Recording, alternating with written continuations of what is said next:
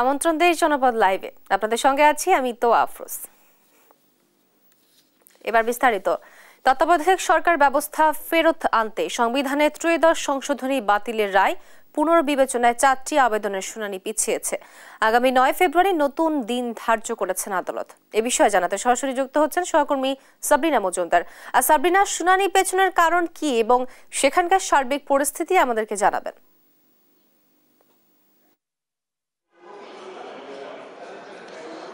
তোয়া, আপনি যেমনটি জানেন যে 2011 সালের 10ই মে হচ্ছে এই যে তত্ত্বাবধায়ক সরকার ব্যবস্থা ত্রয়োদশ সংশোধনী সেটি হচ্ছে বাতিল করে দেওয়া হয়েছিল।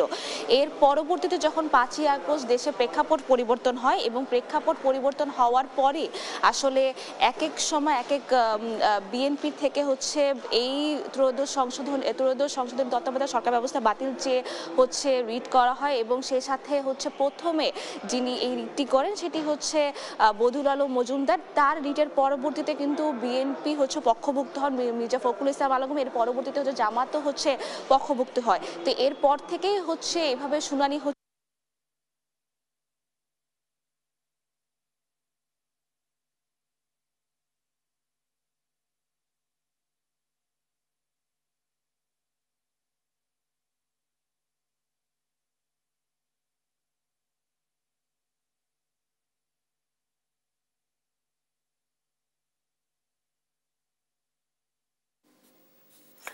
সাবরিনা, আপনাকে ধন্যবাদ।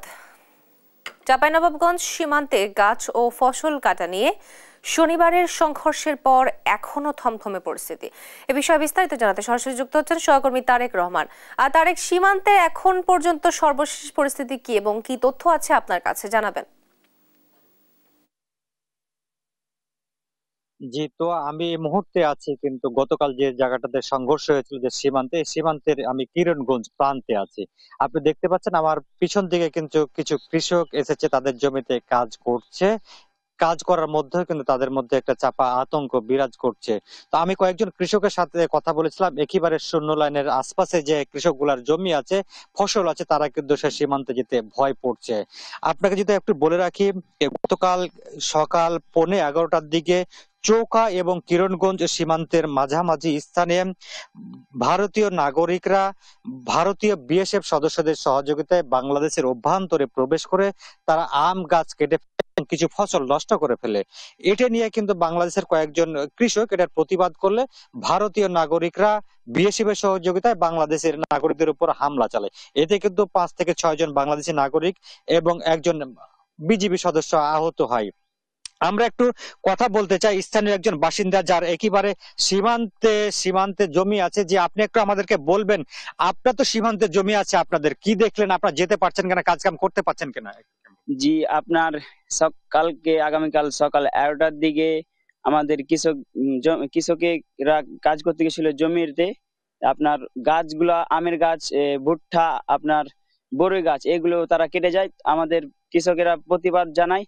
তারা প্রতিবাদ জানাতে গেলে তাদের বিএসএফ সহ যত নাগরিক আছে তাদেরকে মাইকিং করে ডেকে নিয়ে এসে আমাদের এই সীমান্তে নো ম্যানস ল্যান্ড লঙ্ঘন করে আমাদের বাংলাদেশে এসে তারা ইট পাটকেল, ককটেল, বোমা, বিস্ফোরক যত যা কিছু আছে আপনার ধোয়া গ্যাস ছেড়ে আমাদের ওপর ইট পাটকেল নিক্ষেপ করে অনেকজন আহত হয়। আমাদের 2-3 জনের একজনের চোখ নষ্ট হয়ে গেছে আপনার, এবং বিজিবি সদস্যের একজন আঙ্গুল কেটে গেছে এবং গুরুতর আহত হয়ে হসপিটালে ভর্তি হয়ে আছে। এবং আজকে সকালবেলা আমাদের নাগরিকরা কৃষিক্ষেত্রে কাজ করতে যেতে পারছে না, আতঙ্কে আছে। আমরা খুব সীমান্ত এলাকায় বসবাস করি, তার জন্য ভয়ে আছি, আমরা যেতে পারছি না। কখন না কখন তারা আমাদের উপর হামলা করতে পারে। জি, ধন্যবাদ। জি, তো আপনি শুনছিলেন স্থানীয় একজন কৃষক, তিনি বলছিলেন যে চাঁপাইনবাবগঞ্জে যে গতকালকে যে সহিংস ঘটনা ঘটে গেছে ভারতীয় সীমান্তরক্ষী বাহিনীর বিএসএফ এর সহযোগিতায়, যে ভারতীয় নাগরিকরা যে সহিংসতা চালিয়েছে, এই সহিংসতার কারণে কিন্তু বাংলাদেশের যারা নাগরিক আছে, যারা সীমান্তে পাড়ে একেবারে বসবাস করে, তাদের মধ্যে কিন্তু চাপা আতঙ্ক বিরাজ করছে।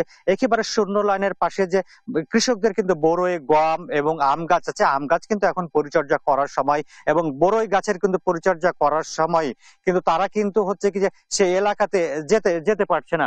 আমরা আপনাকে একটু দেখাই কি যে সীমান্ত এলাকাতে কিছু মানুষজন, কিছু কৃষকরা কাজ করলেও কিন্তু একেবারে তাদের মধ্যে চাপা ক্ষোভ এবং আতঙ্ক বিরাজ করছে। তারা কিন্তু শূন্য লাইনের দিকে আগাতে পারছে না। তবে আমাদের চাঁপাইনবাবগঞ্জ 59 মহানন্দা বিজিবি ব্যাটালিয়নের অধিনায়ক লেফটেন্যান্ট কর্নেল গোলাম কিবরিয়া আমাদেরকে খুদে বার্তায় জানিয়েছেন কি এখন সীমান্তের পরিবেশ পরিস্থিতি একেবারে শান্ত রয়েছে এবং যে কোনো পরিস্থিতি মোকাবেলায় কিন্তু বিজিবি সদস্যরা প্রস্তুত রয়েছে। আমরা যে বিষয়টি দেখতে পেয়েছি সকাল থেকে এসে যে ভারতে একবারে কাঁটাতারের পাশে কিন্তু ভারতীয় বিএসএফ সদস্যরা টহল দিচ্ছে, তাদের বেশ কিছু গাড়ি রাখা আছে এবং তারা কিন্তু অতিরিক্ত সদস্য মোতায়েন করেছে বলে আমরা একটি সূত্রে জানতে পেরেছি এবং আমরাও এখান থেকে কিন্তু দেখতে পাচ্ছি তারা কিন্তু টহল দিচ্ছে।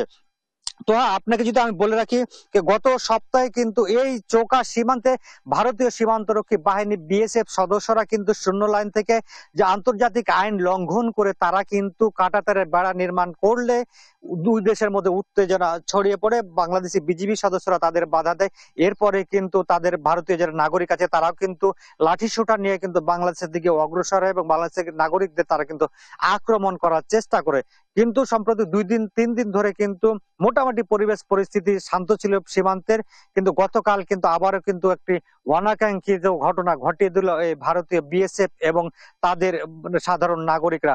তারা যেভাবে একেবারে তারা কিন্তু যে অত্যাচার বাংলাদেশের উপর চালাইছে, তারা কিন্তু বাংলাদেশের নাগরিক তারা কিন্তু একেবারে কিন্তু হতভম্ব হয়ে গেছে তাদের আচরণে।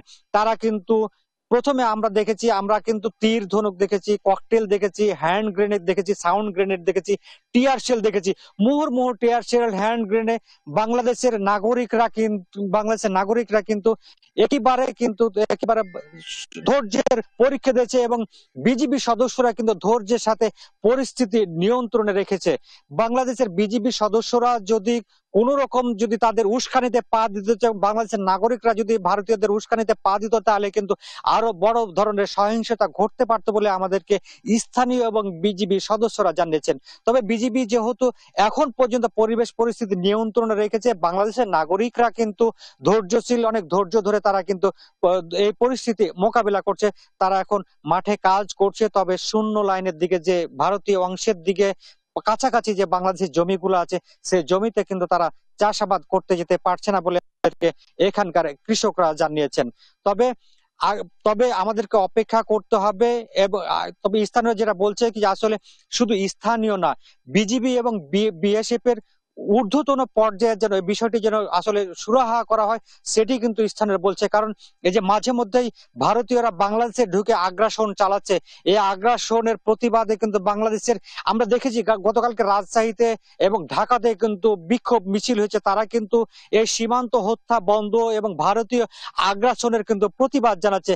শিবগঞ্জের মানুষজনের মাঝে দেখেছি চরম ক্ষোভ, চাঁপাইনবাবগঞ্জের মানুষের মধ্যে দেখেছি আমরা চরম ক্ষোভ বিরাজ করছে। তারা বলছে যে বিগত ফ্যাসিস্ট সরকার কিন্তু ভারতীয়দেরকে যেভাবে বাংলাদেশিদেরকে কাছে তারা দাবিদারি রাষ্ট্র হিসেবে পরিণত করতে চেয়েছিল, তারা কিন্তু সেই আগের যুগ থেকে তারা ফিরে এসেছে। তারা কিন্তু শক্তি সঞ্চার করেছে, তারা কিন্তু সাহস নিয়ে কিন্তু রুখে দাঁড়ানোর চেষ্টা করছে। জি, তো এই ছিল আমার কাছে চাঁপাইনবাবগঞ্জের সীমান্ত নিয়ে সর্বশেষ পরিস্থিতি। আপনাকে ধন্যবাদ। চাঁপাইনবাবগঞ্জ সীমান্তে গাছ ও ফসল কাটা নিয়ে শনিবারের সংঘর্ষের পর এখনো পরিস্থিতি থমথমে এবং এ বিষয়ে বিস্তারিত জানাচ্ছিলেন আমাদের সহকর্মী তারেক রহমান। বিএনপির প্রতিষ্ঠাতা জিয়াউর রহমানের 89তম জন্মবার্ষিকী আজ। এই উপলক্ষে তার সমাধিতে শ্রদ্ধা জানান দলের নেতাকর্মীরা। এখন কথা বলছেন এই বিষয়ে মির্জা ফখরুল ইসলাম। আমরা সরাসরি চলে যাচ্ছি সেখানে। সেই ব্যবস্থাটা কায়েম হবে। আপনারা প্রেস কনফারেন্স করে জুলাই আগস্টের মধ্যে নির্বাচনের সম্ভব এবং দাবি করেছেন, কিন্তু অনেক পক্ষ থেকে বলা হচ্ছে যে এই দাবিটি অবাস্তব।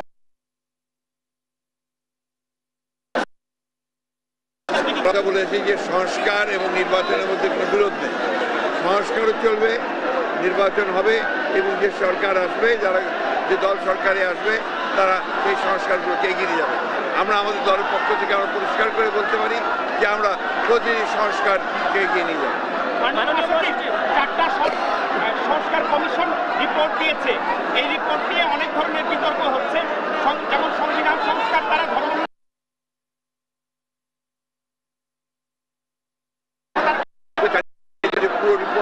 কাছে এসে পৌঁছেনি। 1 নম্বর,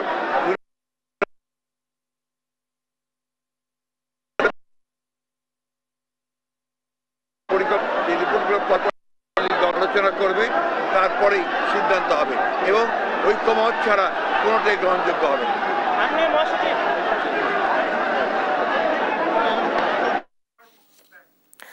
কথা বলছিলেন বিএনপি মহাসচিব মির্জা ফখরুল ইসলাম। আমরা সরাসরি ছিলাম সেখানে।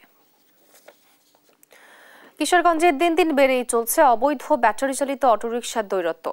এ নিয়ে আরো জানাতে সরাসরি যুক্ত হচ্ছেন সহকর্মী তোফায়েল আহমেদ নিলয়।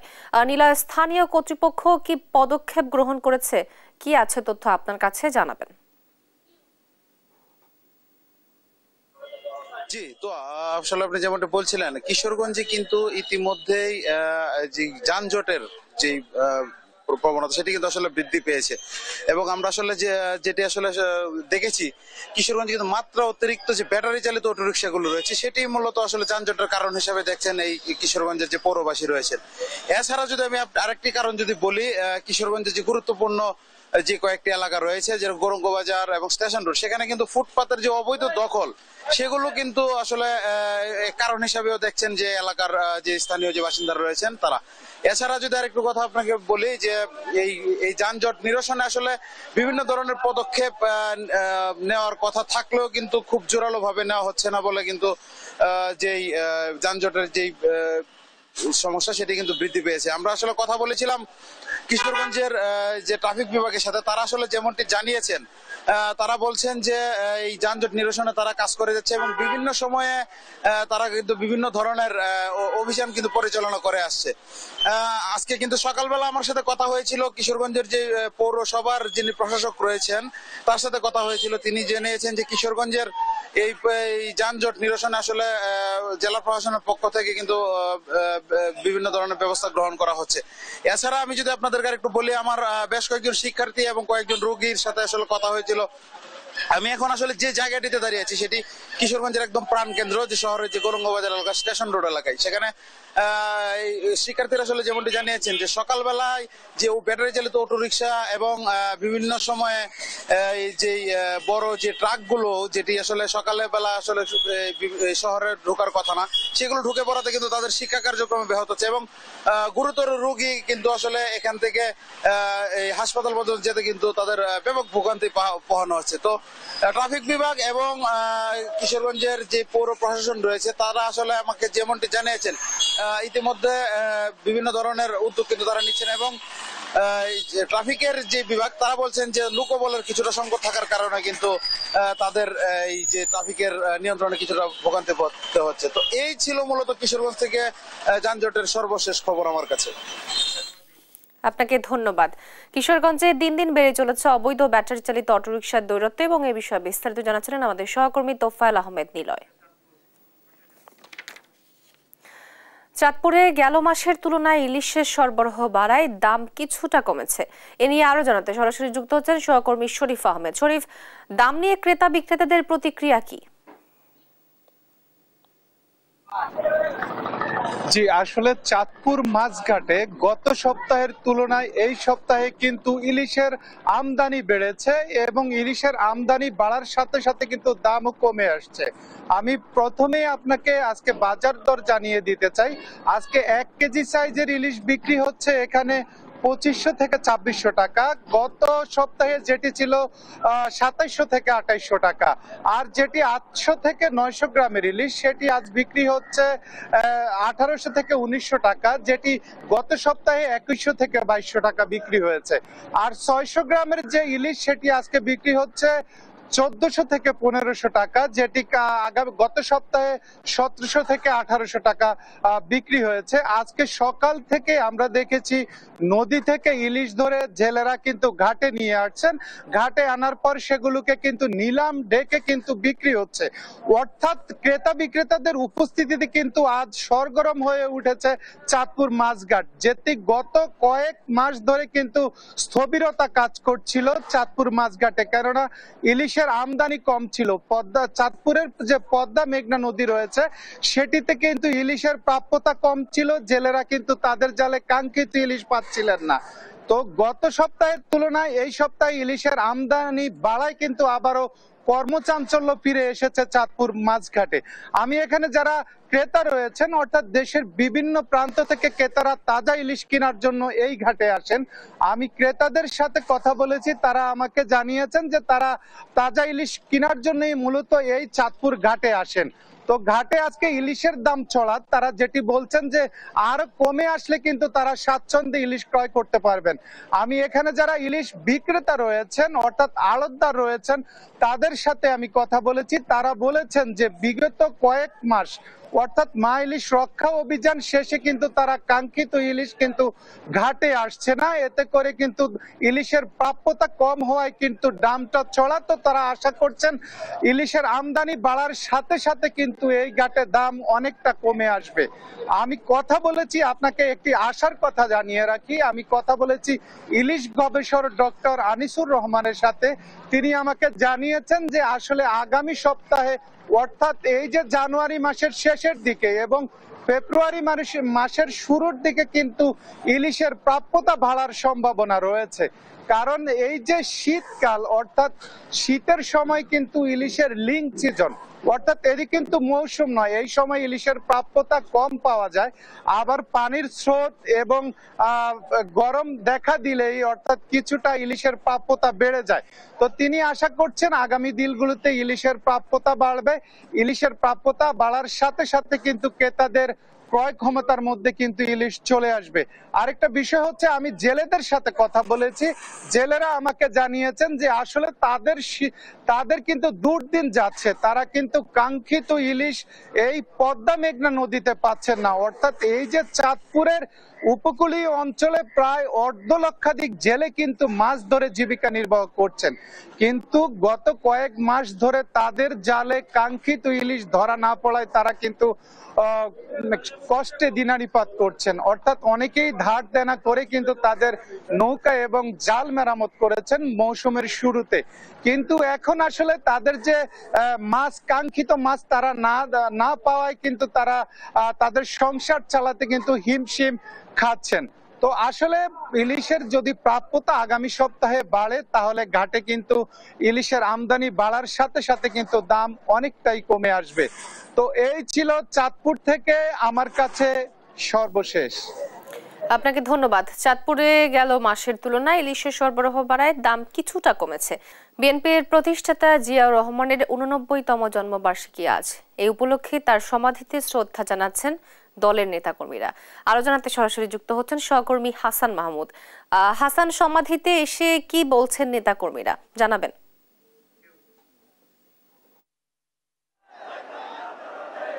তো আপনাকে ধন্যবাদ। আপনি যেমনটা বলছিলেন যে সকাল থেকে আসলে সাবেক প্রেসিডেন্ট জিয়াউর রহমানের, প্রয়াত প্রেসিডেন্ট জিয়াউর রহমানের মাজারে কিন্তু বিএনপি সহ অন্যান্য সহযোগী সংগঠনের নেতাকর্মীদের ঢল নেমেছিল।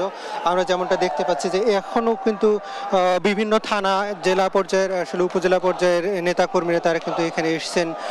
আমরা সকালে দেখেছিলাম বিএনপির পক্ষ থেকে মির্জা ফখরুল ইসলাম আলমগীর, তিনি কিন্তু শহীদ জিয়ার মাজারে শ্রদ্ধা নিবেদন করেছেন। এরপরে কিন্তু ছাত্রদল, যুবদল, স্বেচ্ছাসেবক দল সহ অন্যান্য বিভিন্ন সংগঠনের আসলে নেতাকর্মীরা তারা কিন্তু প্রেসিডেন্ট জিয়াউর রহমানের মাজারে এসে শ্রদ্ধা নিবেদন করছেন এবং আসলে এখানে ব্যাপক একটা ভিড় দেখা যাচ্ছে। পুরো এলাকায় কিন্তু আসলে লোকারণ্য হয়ে গিয়েছিল সকাল থেকেই। তারা যেটি বলছেন যে আসলে জিয়াউর রহমানকে নানাভাবে ফ্যাসিবাদী সরকার আসলে মুছে ফেলবার চেষ্টা করছিলেন, কিন্তু আসলে জিয়াউর রহমানের যে অবদান স্বাধীনতা যুদ্ধে এবং বাংলাদেশের বিনির্মাণে যে তার অবদান, সেটিকে আসলে কোনোভাবে মুছে ফেলা সম্ভব না, সেটাই কিন্তু বারবার এখানকার নেতাকর্মীরা বলছেন। এবং কিছুক্ষণ আগে বিএনপির মহাসচিব মির্জা ফখরুল ইসলাম আলমগীর যেটি বলছিলেন যে আসলে জিয়াউর রহমানের অবদান যেমন অস্বীকার করার মতো না, তেমনই কিন্তু তার যে দল বিএনপিকেও আসলে নানাভাবে হেনস্থা করা হয়েছে, গুণ খুমের মধ্য দিয়ে আসলে বিএনপিকে শায়েস্তা করবার চেষ্টা করেছিল ফ্যাসিবাদী সরকার, কিন্তু আসলে সেটি সম্ভব না। আজকের মানুষের যে ঢল সেটাই কিন্তু প্রমাণ করছে যে আসলে একজন জিয়াকে আসলে বাংলাদেশের ইতিহাস থেকে মুছে ফেলা সম্ভব না। তিনি যেটি বলছিলেন যে বর্তমান বর্তমান সরকারের আমলে একই সাথে নির্বাচন এবং সংস্কার দুটিকে আসলে তিনি বলছেন যে প্যারালালি চলতে পারে, এখানে আসলে কোনো ধরনের বিরোধ হওয়ার কথা না। অর্থাৎ তিনি চাচ্ছেন যে যেসব সংস্কারের উদ্যোগ বর্তমান সরকার হাতে নিয়েছে সেই সংস্কারের পাশাপাশি আসলে নির্বাচনের যেসব কর্মসূচি কার্যক্রম সেগুলো আসলে দ্রুত পাশাপাশি চলতে পারে। ফলে তিনি দাবি করছেন যে সংস্কারগুলো শেষের পথে পরে আসলে নির্বাচন দাবি করছিলেন। এবং এখানে আমরা দেখতে পাচ্ছিলাম যে নানা বয়সী বিভিন্ন নেতাকর্মীরা তারা কিন্তু এসেছেন এবং সেখানে দেখলাম যে কিছুক্ষণ আগে আমরা দেখেছি যে ছাত্র দলের সভাপতি এসেছেন, তার নেতৃত্বে বিশাল একটি টিম এসেছে, যুবলীগ যুবদল সহ অন্যান্য যেসব সংগঠন তারাও কিন্তু এসেছে। এবং আমরা দেখেছি এই সোহরাওয়ার্দী আমরা যে উদ্যানে আছি অর্থাৎ জিয়া উদ্যানের আশেপাশে যেসব সড়ক রয়েছে সেগুলোতে কিন্তু ব্যাপক মানুষের ভিড় রয়েছে এবং রাস্তায় কিন্তু প্রচুর যানজট লেগে গিয়েছিল সাধারণ মানুষের আসলে ভিড়ের কারণে। এবং পুরো যে চন্দ্রিমা উদ্যান যেটি জিয়া উদ্যান নামে পরিচিত সেটিতে কিন্তু আসলে ব্যাপক মানুষের ভিড় লক্ষ্য করা গিয়েছে। এবং কিছুক্ষণ পর পরে আসলে এখন বিভিন্ন থানা এবং ওয়ার্ডের যেসব সংগঠন রয়েছে তারা কিন্তু এসে শ্রদ্ধা নিবেদন করছেন এবং শ্রদ্ধা নিবেদনের পরে আসলে অপর গেট দিয়ে বের হয়ে যাচ্ছেন। ফলে মানুষ এখানে যতটা না এর বাইরে আসলে উদ্যানের আশেপাশে যেসব সড়ক রয়েছে সেগুলোতে কিন্তু আসলে সাধারণ মানুষের ভিড়ও কিন্তু চোখে পড়ার মতো। এবং নেতাকর্মীরা যেটি বলছেন যে জিয়াউর রহমানকে আসলে কোনোভাবেই দেশের স্বাধীনতা এবং সার্বভৌমত্বের ইতিহাস থেকে মুছে ফেলা যায় না। আমরা কয়েকজনের সঙ্গে কথা বলছিলাম, তারা যেটি বলছেন যে পাঠ্যপুস্তক থেকে আইন করে জিয়াউর রহমানকে স্বাধীনতার ঘোষক থেকে তাকে বাদ দেওয়া হয়েছিল, কিন্তু আসলে সেসব কোনো কিছুই আসলে ধূপে টিকে মানুষের সাধারণ মানুষের কাছে আসলে জিয়াউর রহমান এখন পর্যন্ত প্রাসঙ্গিক এবং বাংলাদেশের স্বাধীনতা সার্বভৌমত্ব টিকিয়ে রাখার ক্ষেত্রে আসলে জিয়াউর রহমানের যেসব অবদান ছিল এবং তার সংস্কার যেসব দর্শন নিয়ে দেশের স্বাধীনতার পরবর্তী সময়ে একটি ভঙ্গুর দেশকে তিনি যেভাবে সাধারণ মানুষের কাছে একটি গ্রহণযোগ্য করেছিলেন এবং অর্থনীতি পুনরুদ্ধারের যে তৎপরতা দেখিয়েছেন সেটি আসলে বাংলাদেশের পাথেও হয়ে থাকবে। তো এই ছিল আমার কাছে এখান থেকে সবশেষ পরিস্থিতি। তো আপনাকে ধন্যবাদ। রাজধানীর জিয়া উদ্যান থেকে সর্বশেষ খবরাখবর জানাচ্ছিলেন আমাদের সহকর্মী হাসান মাহমুদ। দখল ও দূষণে অস্তিত্ব সংকটে ব্রাহ্মণবাড়িয়ার তিতাস নদী, এ বিষয়ে বিস্তারিত জানাতে সরাসরি যুক্ত হচ্ছেন সহকর্মী মেহেদী নূর পরশ। নাব্যতা ফেরাতে সংশ্লিষ্ট কর্তৃপক্ষের কোনো পদক্ষেপ দেখেছেন কিনা এবং এ নিয়ে কি বলছে স্থানীয়রা, জানাবেন। তো আপনাকে জানিয়ে রাখি, ব্রাহ্মণবাড়িয়া শহরের পাশ দিয়ে বয়ে যাওয়া খরস্রোতা তিতাস নদী আর এখন আর চেষ্টা রূপে নেই। মূলত গেল কয়েক দশক ধরে দখল দূষণের কারণে নদীটি প্রায় এখন মৃত। এই তিতাস নদীকে ঘিরে কিন্তু সমৃদ্ধ হয়েছিল এ জেলার জনপদ। এই তিতাস নদী কিন্তু এখন অস্তিত্ব সংকটে ভুগছে। 130 কিলোমিটার দৈর্ঘ্য এই তিতাস নদীর বিভিন্ন স্থানে কিন্তু দখলবাজরা কিন্তু দেখেন বিভিন্ন স্থান দখল করে আছে। ফলে কিন্তু দিন দিন নদীতে কিন্তু নাব্যতা হারিয়ে যাচ্ছে। তো এছাড়াও যে এই তিতাস নদীর পাড়ে এবং নদীতে কিন্তু প্রতিদিন যে ব্রাহ্মণবাড়িয়া শহরের বিভিন্ন যে ময়লা আবর্জনা ফেলার কারণে কিন্তু এখানে যে স্বচ্ছ জলরাশি রয়েছে জলরাশি কিন্তু নষ্ট হয়ে যাচ্ছে। এছাড়া এই নদীতে কিন্তু অনেক ধরনের যে বিভিন্ন ধরনের মানুষ জেলেরা তাদের মাছ দিয়ে মাছ শিকার করে কিন্তু জীবিকা নির্বাহ করে, তারা কিন্তু এখন আর আগের মতো কিন্তু মাছ পাচ্ছেন না। তারা বলছেন যে নদীর প্রতিনিয়ত ময়লা আবর্জনা থাকার কারণে মাছ কিন্তু আর আগের মতো পায় না তারা। তো তারা বলছেন যে এছাড়া যে স্থানীয় লোকজন বলছেন যে তিতাস নদী কিন্তু দিন দিন যেভাবে দখল দূষণ হয়ে যাচ্ছে তিতাস নদী কিন্তু আগের মতো রূপ নেই। তারা বলছেন যে যেভাবে দখল হয়ে যাচ্ছে দখল যদি দ্রুত যদি এগুলো উচ্ছেদ না করা হয় দিন দিন কিন্তু এর অবস্থা আরো খারাপ হতে পারে তারা বলছেন। তো গেল কয়েকদিন আগে কিন্তু প্রায় সপ্তাহ 10 দিন আগে তিতাস নদীর ওপারে যে একটি নদী সম্মেলন হয়েছিল। এই নদী সম্মেলনে দেশের বিভিন্ন প্রান্ত থেকে প্রায় 200-র মতো নদী প্রেমিক লোকজন এসেছিলেন। এসে তারা কিন্তু এই সম্মেলনে একটি দাবি জানিয়েছিলেন যে শুধু ব্রাহ্মণবাড়িয়ার তিতাস না, সারা বাংলাদেশের যেসব নদী খালবিল রয়েছে যেগুলো দখল রয়েছে সেগুলো যেন দ্রুত এগুলোকে আগের নাব্যতা ফিরে আনা হয়। এছাড়া যে আমি স্থানটিতে রয়েছে এটি হচ্ছে তিতাস নদীর যে মেড্ডা বাজার এলাকা, এই এলাকায় আপনি দেখতে পাচ্ছেন নদীর পাড়ে যে ময়লা স্তূপ পড়ে আছে। এখানে প্রায় টনের টন ময়লা কিন্তু এখানে ফেলানোর কারণে কিন্তু এখানে সমস্যা হচ্ছে। আমি একটু কথা বলবো নদী তৈরির সঙ্গে সামাজিক সংরক্ষণ যে তৈরি আপনাদের দাবিটা যদি আপনাদের আমরা কিন্তু দীর্ঘদিন যাবৎ কিন্তু আন্দোলন করে আছি যে তিতাস নদীর পাড়ে যে 4টি বাজার আছে, বাজারের বর্জ্যগুলো যেন অপসারণ করা হয়, এবং ব্রাহ্মণবাড়িয়া পৌরসভা কিন্তু বারবার কিন্তু আমরা ওই তাগাদা দেওয়ার ফলেও কিন্তু তারা কিন্তু এখানে ময়লাগুলো অপসারণ করছে না। এতে কিন্তু আমাদের নদীর নাব্যতা নষ্ট হচ্ছে, নদীর দূষণ হচ্ছে। তাই আমরা আশা করি যে এগুলো আমলে নিয়ে নদীর ময়লাগুলো অপসারণ করে নদীর নাব্যতা ফেরাতে সহযোগিতা করবে। ধন্যবাদ আপনাকে। যারা প্রশাসন থেকে বলছে যে শীঘ্রই তারা উচ্ছেদ অভিযান করবে, এ ছিল আমার কাছে সর্বশেষ। তোয়া, আপনাকে ধন্যবাদ। দখল ও দূষণে অস্তিত্ব সংকটে ব্রাহ্মণবাড়িয়ার তিতাস নদী এবং এ বিষয়ে বিস্তারিত জানাচ্ছিলেন আমাদের সহকর্মী মেহেদী নূর পরশ।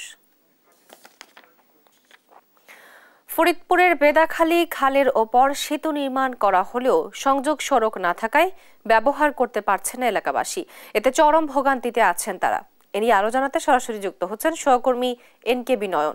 আর নয়ন, সমস্যার সমাধানে স্থানীয় কর্তৃপক্ষ কি পদক্ষেপ নিয়েছে?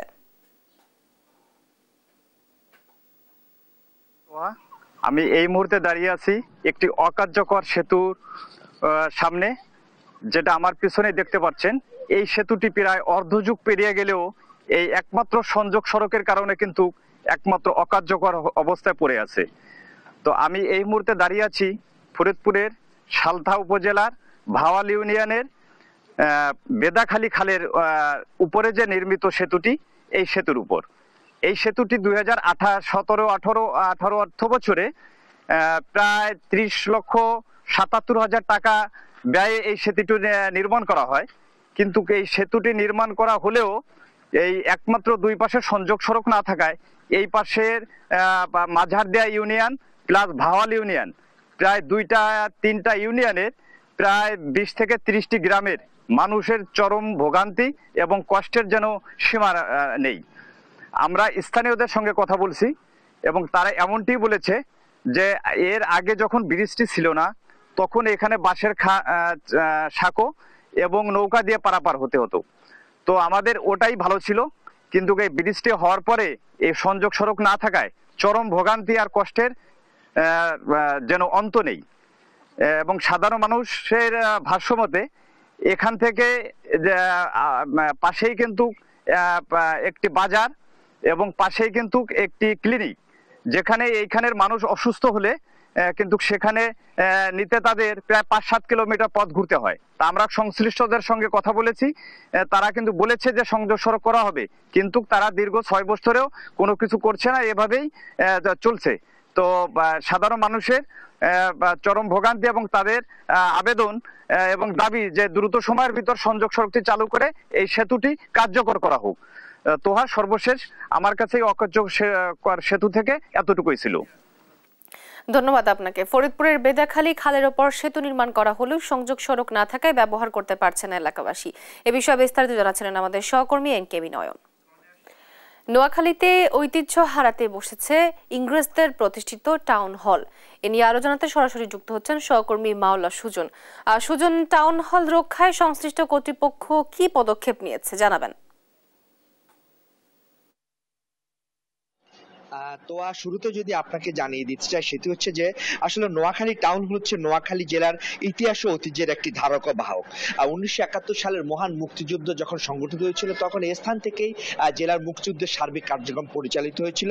এছাড়া যদি আমরা একটু পিছনে ফিরে তাকাই তাহলে বলতে হচ্ছে যে ব্রিটিশ রাজত্বের সময় নোয়াখালী পুরানো জেলা শহর এর প্রশাসনিক কর্মকর্তা, ব্যবসায়ী, আইনজীবী ও সমাজসেবক সহ যে শহরের গণ্যমান্য ব্যক্তিদের সারাদিন কর্মব্যস্ততার পরে যে একটু বিনোদন, এই বিনোদনের জন্য এই টাউন হল প্রতিষ্ঠিত হয়েছিল 1912 সালে। তো শতাধিক বছরের প্রায় 125 বছরের টাউন হল আজ আপনি নিশ্চয়ই দেখতে পাচ্ছেন যে জরাজীর্ণ অবস্থায় পড়ে রয়েছে।